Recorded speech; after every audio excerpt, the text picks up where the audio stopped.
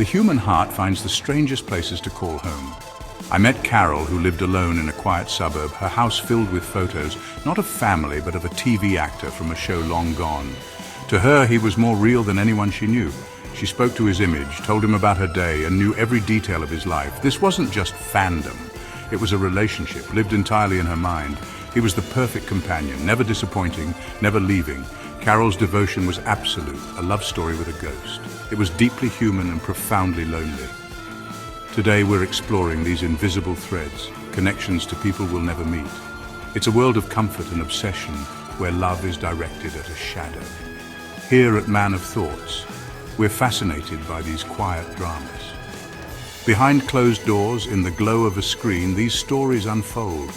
It's a strange, wonderful, and sometimes worrying landscape. Why do we build these one-sided bonds? What do they give us and what do they take away? Let's find out together. Psychologists call it a parasocial relationship, a one-sided bond with someone who doesn't know you exist. It's like having an imaginary friend, but crafted by Hollywood or YouTube. You get all the charm, none of the mess. This isn't new. People have idolized distant figures for centuries. But social media has made it intimate. Now celebrities share their breakfast, their pets, their bad days. They feel like friends, and the illusion is powerful. Clever public figures cultivate this closeness, speaking directly to you, making you feel part of their journey. You celebrate their wins, feel their losses, and defend them online. They become a character in your life, a reliable presence in a chaotic world. The perfect friend, always there, never asking for anything. It's convenient, comforting, and sometimes a little too real.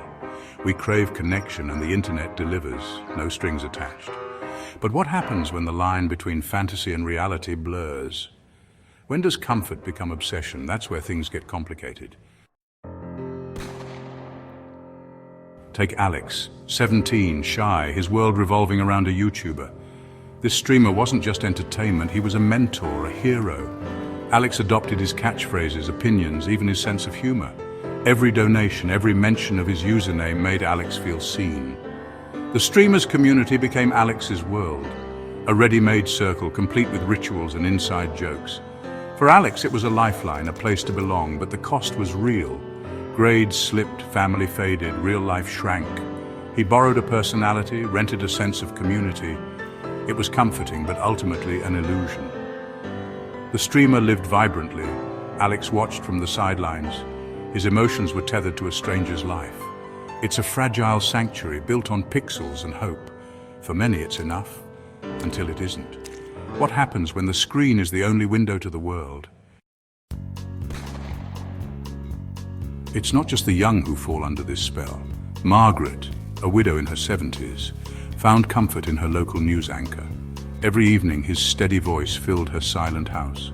She noticed his haircuts, worried when he seemed ill, even sent him a Christmas card. She knew he was just reading the news, but he felt like a friend. For Margaret, this ritual was a lifeline, a gentle routine in a lonely world.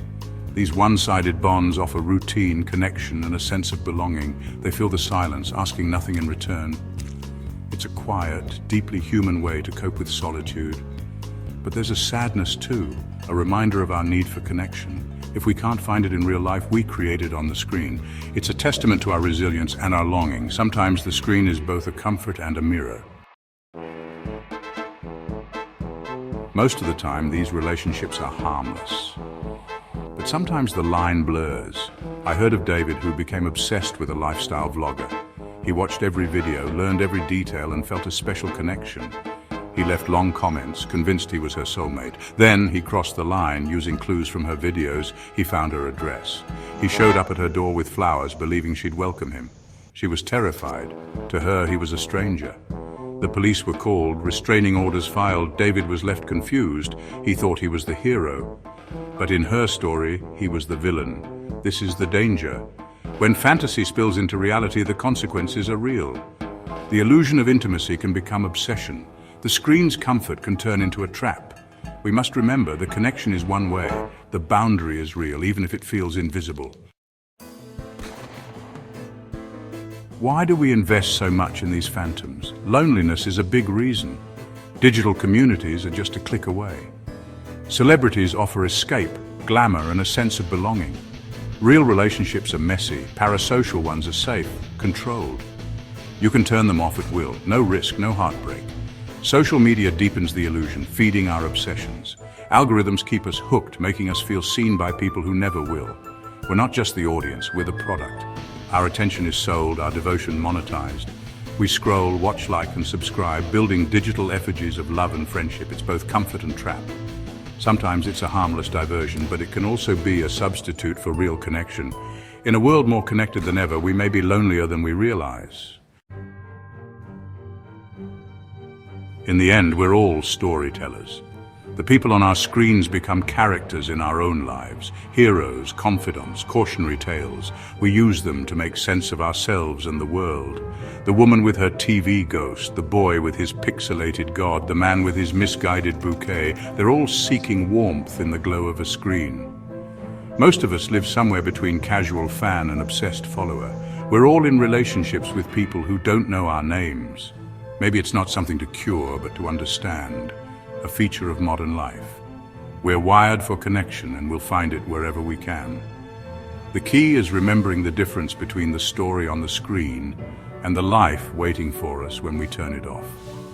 Enjoy the performance, but don't mistake it for reality.